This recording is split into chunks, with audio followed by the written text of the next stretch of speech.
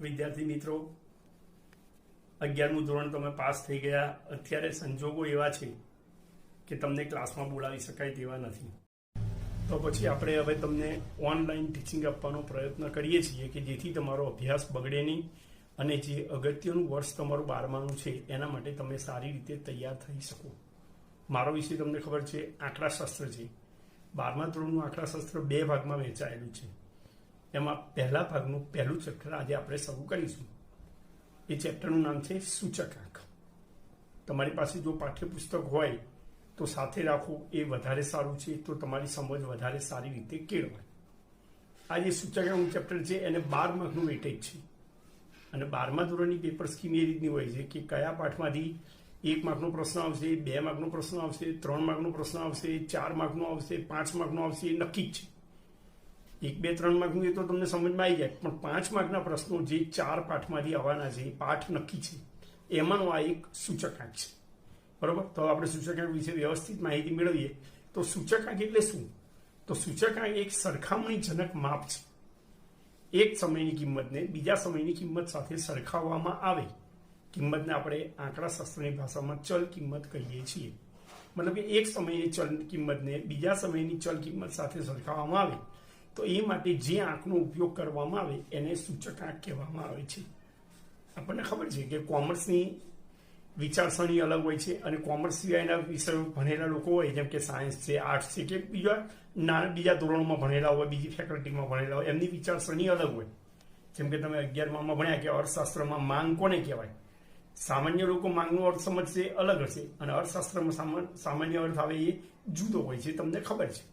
એ રીતે આની અંદર પણ બે વસ્તુની કિંમત હોય, એની જુદા જુદા સમયની કિંમત આપેલી હોય, એની સરખામણી કરવાની હોય. તો એ સરખામણી કરવા માટે આપણે એવું બોલતા હોય, માનો કે આપણે એવું કહીએ કે 2010માં સોનાનો ભાવ 1 તોલાના 20,000 રૂપિયા હતા, અત્યારે 2020માં 40,000 થયા. તો બધા શું કે સોનાનો ભાવ બમણો થયો એવું લોકો કહેતા હોય છે. અડધો થયો, બમણો થયો, સવા ગણો થયો. હવે એવું આપણે કોમર્સમાં ના બોલાય. કોમર્સ માટે આપણે કોમર્સની ભાષા વાપરવી પડે. એના માટે આપણે સૂચકાંકનો ઉપયોગ કરવો પડે. હવે તમે વિચારો કે સોનાનો ભાવ આપણે 2020ના ભાવને 2010ની સાથે સરખાવીએ છીએ, તો જે વર્ષ સાથે સરખાવીએ એને આધાર વર્ષ કહેવાય. અને જે વર્ષની કિંમત સાથે એની ગણતરી કરવાની છે, આપણે જે વર્ષનું આપણે ભાવનો તુલનાત્મક અભ્યાસ કરવાનો છે, એ વર્ષને ચાલુ વર્ષ કહેવાય. મતલબ સૂચકાંક એટલે શું? આધાર વર્ષની સરખામણીમાં ચાલુ વર્ષે કોઈ પણ ચલની કિંમતમાં થતો સાપેક્ષ ટકાવારી ફેરફાર. આધાર વર્ષની સરખામણી એ ચાલુ વર્ષમાં, એટલે આપણા ઉદાહરણ મુજબ આધાર વર્ષ 2010 કહેવાય અને ચાલુ વર્ષ 2020. આધાર વર્ષ 2010માં સોનાનો ભાવ હતો, એની સરખામણીએ 2020માં સોનાનો ભાવ જે થયો એનો જે આંક શોધવામાં આવે એને સૂચકાંક કહેવામાં આવે છે. જે વર્ષ સાથે આપણે સરખાવીએ છીએ એને આધાર વર્ષ કહેવાય, 2010. અને એક એવો નિયમ છે કે આધાર વર્ષનો સૂચકાંક હંમેશા 100 હોય છે. MCQમાં પૂછાય અથવા 1 માર્કના પ્રશ્નમાં પૂછાય તો તમને ખબર પડવી જોઈએ. હવે જે આધાર વર્ષ ઉપરથી આપણે સૂચકાંક ગણીએ છીએ, એ સૂચકાંક ગણવા માટેનું સૂત્ર છે. સૂચકાંકને ઇંગ્લિશમાં ઇન્ડેક્સ નંબર કહેવામાં આવે છે. ઇન્ડેક્સ નંબર એટલે એનું સૂત્ર થશે I બરાબર P1/P0 ગુણ્યા 100. આપણે સૂત્ર બતાવ્યું તમને. I બરાબર એટલે ઇન્ડેક્સ નંબર બરાબર P1/P0 ગુણ્યા 100. P1 એટલે શું અને P0 એટલે શું? P એટલે પ્રાઇસ. હવે આની અંદર એવું હોય છે, આધાર વર્ષ માટે સંજ્ઞા 0 વપરાય છે અને ચાલુ વર્ષ માટે સંજ્ઞા 1 વપરાય છે. P1 એટલે ચાલુ વર્ષનો ભાવ અને P0 એટલે આધાર વર્ષનો ભાવ. હવે આપણે જ્યારે સૂચકાંક શોધીએ ત્યારે આ સૂત્ર વાપરવાનું થાય, P1/P0 ગુણ્યા 100. આ સૂત્ર ઉપર જ આપણે બધા જ દાખલા ગણવાના છે.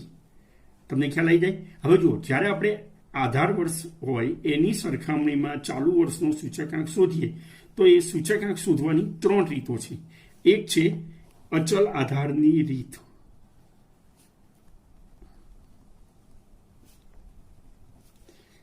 બીજું છે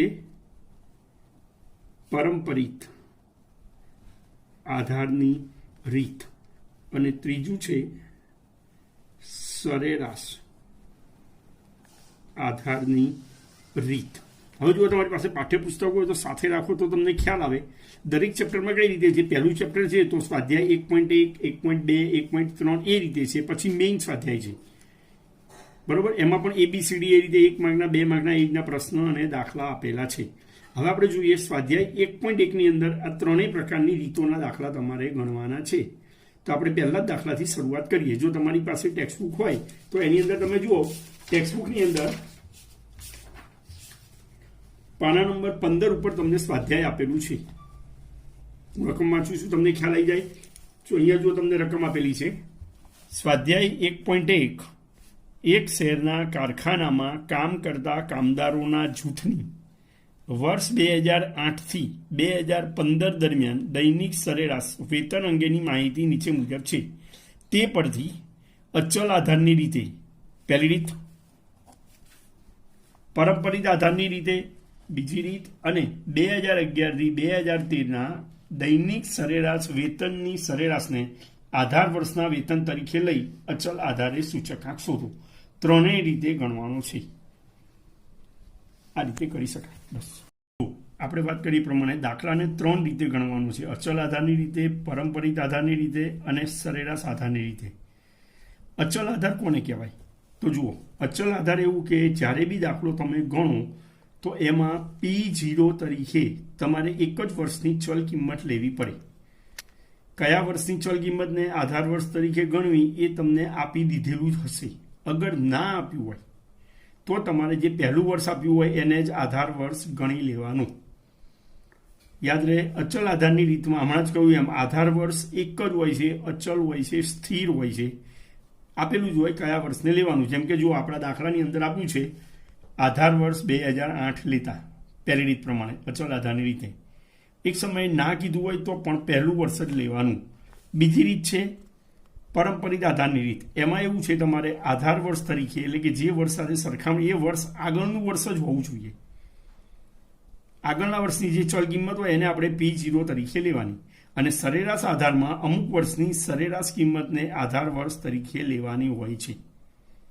સામાન્ય રીતે જ્યારે લાંબા ગાળાની સરખામણી કરવાની હોય ત્યારે અચલ આધારની રીત વપરાય છે. જેમ કે સોનાના ભાવ 2000ની સાલમાં કેટલા હતા, 2010માં કેટલા હતા, 2020માં કેટલા છે, એવા લાંબા ગાળાની સરખામણી કરવાની હોય તો અચલ આધારની રીતે કરી શકાય.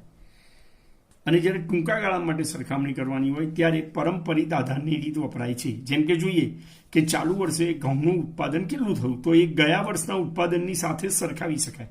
એને આપણે 10 વર્ષ પહેલાના સાથે ન સરખાવી શકાય, કારણ કે એ ટૂંકો ગાળો છે.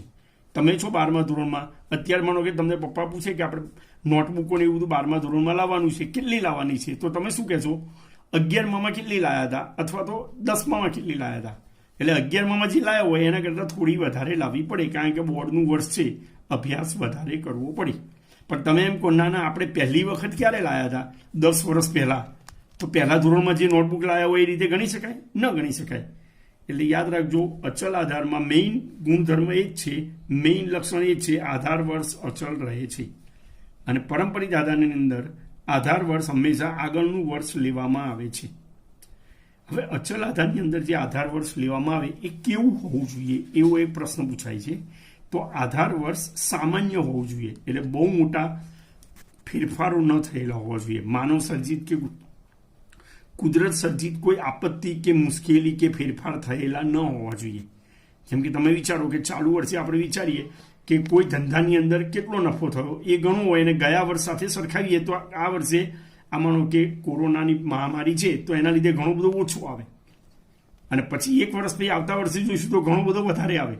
પણ સામાન્ય રીતે એવું જ વર્ષ લેવાનું કે જે નોર્મલ હોય, ગયું વર્ષ છે, આગળનું વર્ષ છે, 5 વર્ષ પહેલાંનું વર્ષ છે, કે એ સામાન્ય હોય, એમાં કોઈ પૂર, ધરતીકંપ, દુષ્કાળ કે બીજી કોઈ મહામારી કે કોઈ આવેલું ના હોય. એટલે એવા વર્ષને આધાર વર્ષ તરીકે લઈ શકાય. 3માંથી કોઈ પણ રીતનો દાખલો 3 માર્ક માટે પૂછાતું હોય છે, પરંતુ આની અંદર તમને ત્રણેય રીતની સમજ પડે માટે એક જ દાખલામાં ત્રણેય રીતો તમને આપી દીધેલી છે.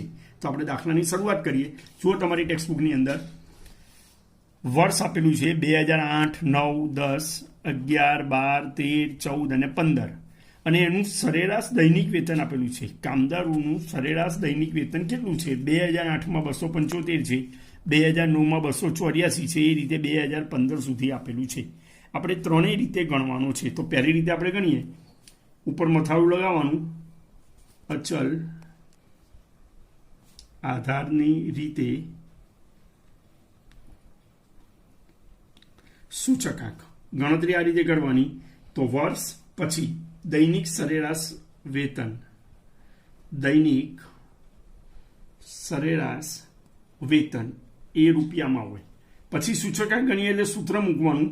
સૂત્ર છે P1 ભાગ્યા P0 ગુણ્યા 100. તમારા શબ્દોમાં લખો તો લખી શકો ચાલુ વર્ષની ચલ કિંમત ભાગ્યા આધાર વર્ષની ચલ કિંમત ગુણ્યા 100. અને જે જવાબ મળે એને એવું લખાય અચલ આધારની રીતે સૂચક આંક. હવે જ્યારે તમે અહીંયા વર્ષ લખો તો બને ત્યાં સુધી એક એક લાઈન છોડીને લખવું, એટલે બહુ આમ ભેગું ના થઈ જાય. વર્ષ આપેલા છે આપણને 2008, 2009, 2010, 2011, 2012, 2013, 2014 અને 2015 આ રીતે લખી શકાય. અને બને ત્યાં સુધી ખાના પાડી દેવાય એટલે આપણી ગણતરી વધારે સ્વચ્છ અને સુઘડ લાગે. વેતન લખી નાખીએ. પ્રશ્ન પ્રમાણે આપ્યું છે તો 2008માં છે 275, 284, 289, 293, 297, 313, 328, 345. હવે જ્યારે સૂચકાંક ગણવાનો છે તો અચલ આધારની રીત છે. તો કયા વર્ષને આધાર વર્ષ ગણવાનો તમને કઈ દીધું છે? 2008. ના કીધું હોય તો આપણે પહેલું વર્ષ ગણવાનું, આમાં કીધેલું જ છે એટલે 2008 ગણી લેવાનું. હવે આની આપણે ગણતરી બતાવવી પડે. P1 ભાગ્યા P0 ગુણ્યા 100. પણ આપણને ખબર છે આધાર વર્ષનો સૂચકાંક હંમેશા 100 છે. તો આપણે ગણીએ ચાલુ વર્ષનો ભાવ કેટલો? 275. P1 ભાગ્યા P0 પણ 275 ગુણ્યા 100. એનો જવાબ 100 જ આવવાનો છે. પ્રથમ વર્ષે ગણતરી નહીં બતાવવાની, ડાયરેક્ટ લખી દેવાના. બતાવો તો બી કોઈ ખોટું નથી, એટલો 2 મિનિટ વધારે તમારી વપરાય. 275 ભાગ્યા 275 ગુણ્યા 100. 275 275 ઉડી જાય તો વધે 100. હવે બીજા વર્ષનું સૂચકાંક ગણવાનું છે. તો P1 એટલે ચાલુ વર્ષની કિંમત છે 284. આધાર વર્ષની કિંમત છે 275 ગુણ્યા 100. સમજમાં આવે? P1 એટલે 2009 અત્યારે આપણું હવે ચાલુ વર્ષ થઈ ગયું. ચાલુ વર્ષની કિંમત, આધાર વર્ષની કિંમત 275 ગુણ્યા 100. આનું સાદુરૂપ આપી દેવાનું એટલે તમને જવાબ મળી જાય 103.27. પોઈન્ટ પછીના 2 આંકડા આપણે લેવાના. જો ત્રીજો આંકડો 0.5 કે તેથી વધુ હોય તો બીજો આંકડો રાઉન્ડ ઓફ કરી દેવાનો. ખ્યાલ આવી જાય?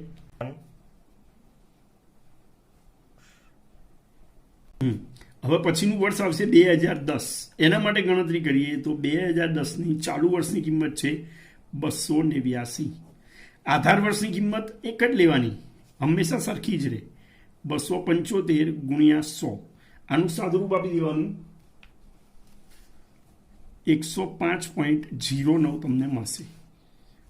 289 ભાગ્યા 275 ગુણ્યા 100, યા તો 289 ગુણ્યા 100 ભાગ્યા 275 કરો, સરખો જવાબ આવશે. પછી છે 293 2011ની ચાલુ વર્ષની કિંમત. આધાર વર્ષની તો સેમ જ કિંમત છે 275 ગુણ્યા 100. એની કિંમત આવશે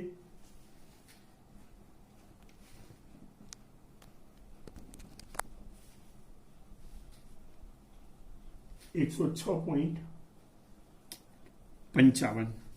પછીનું વર્ષ આવશે 2012. એમાં પણ ગણતરી કરવાની થાય 297 એની કિંમત. આધાર વર્ષની તો સેમ જ લેવાની છે 275 ગુણ્યા 100.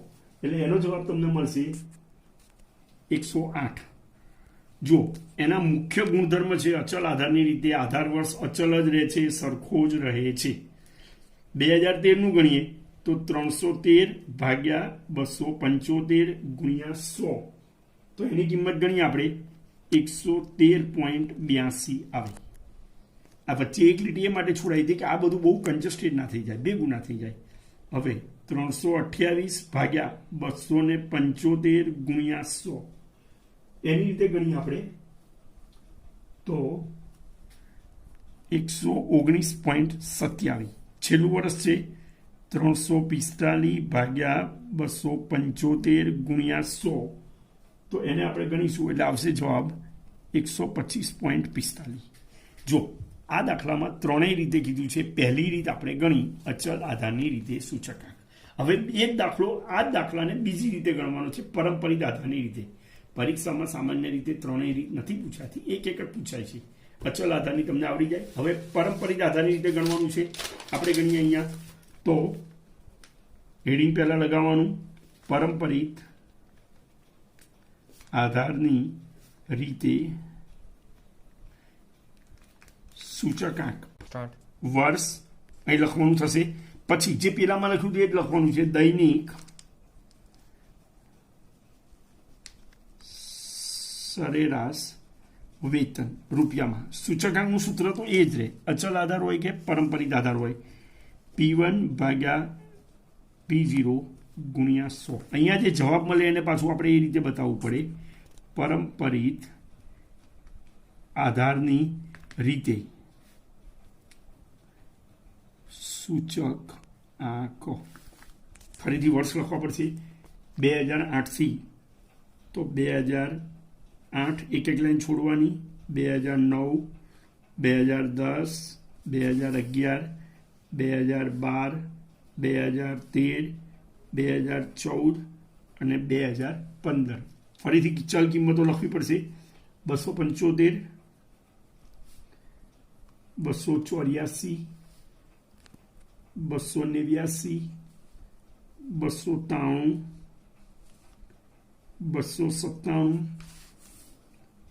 313, 328, 345. અગાઉ મેં કહ્યું હતું એમ ફૂટપટ્ટીથી લાઈન કરી દેવાની એટલે આપણો દાખલો એકદમ સ્વચ્છ સુઘડ લાગે, સારી રીતે લખેલું હોય એવું લાગે અને ભૂલ પડવાની શક્યતા ઘટી જાય. એ બી મુદ્દો છે. પહેલા જ વર્ષે ગણીએ એટલે આની અંદર તો જુઓ, પહેલું વર્ષ અચલ આધાર હોય કે પરંપરિત આધાર હોય, બંનેની કિંમત સરખી જ રહે. એટલે આપણે જે આધાર વર્ષ હોય એને સર્કલ કરી દેવાનું, તો એમાં તો 100 જ આવશે. બીજા વર્ષે કિંમત ગણીએ, P1 બરાબર 284 ભાગ્યા 275 ગુણ્યા 100, તો એ આવશે 103.27. પછી આવશે 289 ભાગ્યા, હવે બદલાઈ જાય, આગળના વર્ષની લેવાની છે. હવે અહીંયા કેટલા આવશે? છેદમાં 284 ગુણ્યા 100, એટલે 289 ભાગ્યા 284 ગુણ્યા 100 કરીએ તો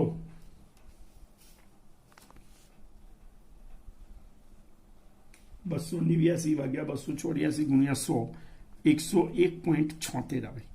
અહીંયા હવે ગણીએ 2011માં જુઓ, ચાલુ વર્ષની કિંમત છે 293. હવે P0 બરાબર આગળનું વર્ષ જ લેવાનું, 289 ગુણ્યા 100, એની કિંમત આવશે 101.38. પછી 2012માં આપણે ગણીએ તો ચાલુ વર્ષની કિંમત છે 297, આધાર વર્ષની કિંમત છે 293 ગુણ્યા 100, તો એની કિંમત આવશે 101.37. પછી ગણીએ 313 ભાગ્યા આધાર વર્ષ હવે આપણા માટે આગળનું જ રહેવાનું છે હંમેશા, 297 ગુણ્યા 100, તો એનો જવાબ આવશે 105.39. પછી 328 છેદમાં 313 ગુણ્યા 100, તો 104.79 આવશે. પછી 345 છેદમાં 328 ગુણ્યા 100, તો 105.18. આ રીતે આવશે. આ પરંપરિત આધારની લીધી. અચલ આધારની રીતમાં તમે જુઓ કે આધાર વર્ષ એક જ રહેતું હતું. પરંપરિત આધારની રીતમાં આધાર વર્ષ હંમેશા આગળનું વર્ષ રહે છે. જુઓ, આ વર્ષ માટે 284, 2011 માટે 2010ની કિંમત આવે છે. આ રીતે કરી શકાય. હવે તમે અચલ આધારની રીતે ગણો કે પરંપરિત આધારની રીતે ગણો, પહેલા 2 વર્ષની કિંમતો સરખી જ આવે છે. પહેલા 2 વર્ષની કિંમતો સરખી જ આવે છે. એટલે ખ્યાલ આવીએ તમને અચલ આધારની રીત કોને કહેવાય, પારંપરિક આધારની રીત કોને કહી શકાય. સમજ પડી. હવે આપણે ત્રીજી રીત બી એને માગેલી છે કે 2011 થી 2013ના દૈનિક સરેરાશ વેતનને આધાર વર્ષ તરીકે લઈ અચલ આધારે ગણો. એટલે પહેલા તો આપણે 2011 થી 2013ની સરેરાશ કાઢવી પડે. તો આપણે અહીંયા લખીએ દૈનિક સરેરાશ વેતન. એને કહ્યું છે 2011 થી 2013 ના વેતન. તો 2011નું વેતન કેટલું છે? જો પ્રશ્નમાં આપેલો છે, અહીંયા બી આપણને મળી રહે 293 વત્તા 297 વત્તા 313 ભાગ્યા 3. 2011 થી 13 એટલે 11, 12, 13 3 વર્ષ આપેલા છે અને 3નો સરવાળો કરી ભાગ્યા 3 કરવું પડે. તો ત્રણેયનો સરવાળો આપણે કરીશું તો આવશે 903 ભાગ્યા 3 એટલે 301 આવે. આ 301 જે છે એ દૈનિક સરેરાશ વેતન કહેવાય. એને આપણે હવે આધાર વર્ષ તરીકે લેવાનું છે. મતલબ હવે દાખલો ગણીએ તો P0 તરીકે આપણે હંમેશા પહેલું વર્ષ હોય કે છેલ્લું વર્ષ હોય કોઈ પણ વર્ષ હોય 301 લેવાના છે. હવે એવું નહીં લેવાનું કે પહેલું વર્ષ આધાર વર્ષ હોય એટલે આધાર વર્ષનો સૂચકાંક 100 હોય. પારંપરિક આધાર કે અચલ આધારની રીત હોય તો 100 હોય, પરંતુ જ્યારે સરેરાશ કીધું હોય તો P0 બરાબર 301 લેવા પડે. કઈ રીતે ગણાય ગણીએ આપણે? તો અહીંયા આપણે લખીએ હવે કે દૈનિક સરેરાશની રીતે સૂચક આંક. ફરીથી લખવું પડશે વર્ષ દૈનિક સરેરાશ વેતન રૂપિયામાં. સૂત્ર તો એ જ આવશે P1 ભાગ્યા P0 ગુણ્યા 100. આ સૂત્ર ઉપર જ મોટાભાગના દાખલા ગણવાના છે. અહીં જે જવાબ મળે એને એવું કહી શકાય દૈનિક સરેરાશની રીતે સૂચકાંક. વર્ષ લખીએ આપણે તો વર્ષ આવશે પેલા જે લખ્યા હતા એ રીતે 2008, એક લાઈન છોડવાની, 2009, 2010, 2011, 2012, 2013, 2014, એક લાઈન છોડવાની રહી ગઈ, 2014 અને 2015. કિંમત લખવાની થશે. વેતન છે આપેલું છે 275, 284, 289, 293,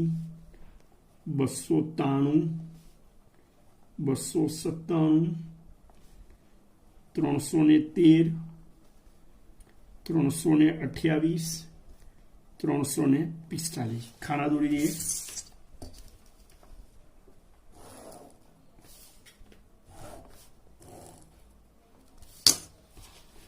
હવે આની અંદર મેં તમને કહ્યું એમ કે આધાર વર્ષ તરીકે સરેરાશ લેવાનો છે. એટલે પહેલા વર્ષની કિંમત 100 આવે એવું નહીં માનવાનું. ચાલુ વર્ષની કિંમત P1 બરાબર થશે 275 અને P0 બરાબર કેટલા લેવાના આપણે અહીંયા ગણેલા છે. P0 બરાબર 301 એટલે દરેકના છેદમાં 301 લેવાના ગુણ્યા 100. તો મેઇન ડિફરન્સ ખ્યાલ આવી જાય તમને કે ચાલુ વર્ષની કિંમત 275, દરેકના છેદમાં આપણે 301 જ લખવાના અચલ આધારની રીતે. સરેરાશની આધારની રીત લીધેલી હોય ત્યારે એ જ લેવાનું. સરેરાશ કિંમત જે આવી એને આપણે અહીંયા આધાર વર્ષ તરીકે બતાવવાની. આની ગણતરી કરીએ 275 ભાગ્યા 301 ગુણ્યા 100 કરીએ એટલે જવાબ આવશે 91.36. ફરીથી અહીંયા ગણીએ બીજા વર્ષ માટે 2009 માટે 284 ભાગ્યા 301 ગુણ્યા 100 એનો જવાબ આવશે 94.35. પછી આપણે ગણીએ અહીંયા 289 ભાગ્યા 301. જો દરેક વર્ષે 301 જ લેવાના ગુણ્યા 100 96.01. પછી 293 ભાગ્યા 301 ગુણ્યા 100 તો 97.34. પછી 297 ભાગ્યા 301 જ લેવાના છે આપણે આધાર વર્ષ તરીકે એટલે એની કિંમત આવશે 98.67. પછી લઈએ 313 ભાગ્યા 297 ભાગ્યા 301 ગુણ્યા 100. તો જવાબ આવશે 103.99. પછી 328 ભાગ્યા 301 ગુણ્યા 100 તો 108.97. છેલ્લું વર્ષ છે 2015 લઈએ 345 ભાગ્યા 301 ગુણ્યા 100 114.62. આ રીતે કરી શકાય. તમને અચલ આધારની રીતે દાખલો પૂછાઈ શકે, પારંપરિક આધારની રીતે સૂચકાંક શોધવાનો દાખલો પૂછાઈ શકે, દૈનિક સરેરાશની રીતે પણ સૂચકાંક શોધવાનો દાખલો પૂછાઈ શકે. વિદ્યાર્થી મિત્રો, આપણે જોયું કોઈ પણ સૂચકાંક શોધવો હોય અચલ આધારની રીતે શોધી શકાય, પારંપરિક આધારની રીતે શોધી શકાય અને સરેરાશ આધારની રીતે શોધી શકાય. આ સિવાય બીજી એક રીત છે કે જ્યારે તમને સામાન્ય સૂચકાંક શોધવાનું કીધું હોય તો કઈ રીતે શોધી શકાય. તો એના માટે જુઓ તમે કે સ્વાધ્યાય 1.1માં ટેક્સ્ટબુકમાં જુઓ 4 નંબરનો દાખલો છે. પ્રશ્ન વાંચું છું. જો અંદર બળતણને લગતી 5 વસ્તુઓના વર્ષ 2012 અને 2014ના ભાવ નીચે મુજબ છે. વર્ષ 2012ને આધાર વર્ષ લઈ બળતણની 5 વસ્તુના ભાવનો સૂચકાંકની ગણતરી કરો. મતલબ આપણે આધાર વર્ષ તરીકે 2012ને લેવાનું છે, કઈ દીધેલું છે. આમે 2 વર્ષ આપ્યા હોય તો જે વર્ષ આગળનું હોય એ ગણાય અને બળતણની વસ્તુઓના ભાવમાં સમગ્ર રીતે કેટલો વધારો થાય છે તે જણાવો. તો આપણે ગણતરી કરીએ. પહેલા વસ્તુ લખી નાખીએ. બળતણની વસ્તુઓ એ લોકો વાપરે છે. એમાં વીજળી, ગેસ, દિવાસળી, કેરોસીન અને લાકડું. હવે એમાં એકમ આપ્યું છે કે બળતણની વસ્તુ છે કયા માપમાં ગણાય છે. તો વીજળી છે એ યુનિટમાં ગણાય, કેટલા યુનિટ વપરાયું તે. ગેસ હોય એ સિલિન્ડર ગણાય. દિવાસળી કેટલી પેટી વપરાઈ તે. કેરોસીન કેટલા લીટર દરેકનું માપ હોય છે. અને લાકડું કેટલા કિલોગ્રામ. તો આપણે કિગ્રા વાપરી શકીએ. હવે તમને જો ભાવ આપ્યા છે 2012નો અને 2014નો. આગળનો જે હોય એ આધાર વર્ષનો કહેવાય એટલે તમે ડાયરેક્ટ P0 લખી શકો અને 2014 માટે P1 લખી શકો. 2012નો ભાવ છે જુઓ 3, વીજળીનો 345, ગેસના, દિવાસળીની પેટીનો 1 રૂપિયો છે, કેરોસીનના 15 રૂપિયા લીટર છે અને કિલોગ્રામ 12 રૂપિયા. ભાવ હંમેશા એકમના સંદર્ભમાં હોય એટલું યાદ રાખવાનું. 2014નો ભાવ છે, ખાના દોરી નાખીએ તો સારી રીતે સમજમાં આવશે તમને.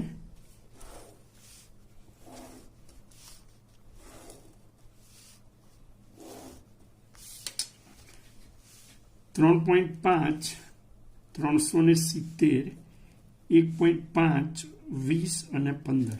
હવે આનો સૂચકાંક શોધવાનો છે. પેલામાં વર્ષ આપેલા હતા અલગ અલગ, આમાં સામાન્ય સૂચકાંકની ગણતરી કરો એવું કીધેલું છે. જુઓ તો એના માટે સૂત્ર તો પેલું જ વાપરવાનું, P1 ભાગ્યા P0 ગુણ્યા 100. અને જે જવાબ મળે એ શું કહેવાય? તમારો સામાન્ય સૂચકાંક. તમે સૂચકાંક ના લખવું હોય આઈ લખશો તો પણ ચાલશે, કે આઈ એટલે સૂચકાંક જ કહેવાય, ઇન્ડેક્સ નંબર. બરાબર. હવે જો પહેલા વર્ષનું ગણીએ તો P1 બરાબર કેટલા છે? 3.5 ભાગ્યા 3 ગુણ્યા 100. 3.5 P1 ભાગ્યા P0 ગુણ્યા 100. એનો તમે જવાબ મેળવશો તો 116.67 આવશે. બીજું છે 370 ભાગ્યા 345 ગુણ્યા 100. એનું આપણે ગણીશું તો 107.25 આવશે. દિવાસળીમાં P1 બરાબર 1.50 ભાગ્યા 1 રૂપિયો ગુણ્યા 100 એટલે તમને મળશે 133.33. કેરોસીનમાં ગણીએ તો 20 ભાગ્યા 15 ગુણ્યા 100 કરીશું એટલે અહીંયા આવશે 1.50 ભાગ્યા 5 એટલે 150 આવશે. અહીંયા 133.33 આવશે. લાકડામાં ગણીએ તો 15/12 ગુણ્યા 100, તો એની કિંમત આવશે 125.00. હવે આનું બધાનો સરવાળો કરવો પડે. સામાન્ય સૂચકાંક આપણે શોધવાનો હોય તો આનું સૂત્ર આવું છે એ સામાન્ય સૂચકાંક બરાબર સિગ્મા આઈ, આ જે સૂચકાંક એને આઈ કહેવાય, એનો સરવાળો એને ભાગ્યા જેટલી વસ્તુઓ હોય એન, 1 2 3 4 5 વસ્તુઓ છે. તો આપણે અહીંયા લખીએ. હવે આનો સરવાળો કરવો પડશે. આ બધાનો આપણે સરવાળો કરીશું તો 632.25 આવે. તો અહીં લખીએ સિગ્મા આઈ 632.25 ભાગ્યા 5. આનો ભાગાકાર કરીશું એટલે 126.45 આપણને મળે. મેઇન આન્સરને ચોરસ કરી દઈએ એટલે ધ્યાનમાં આવે.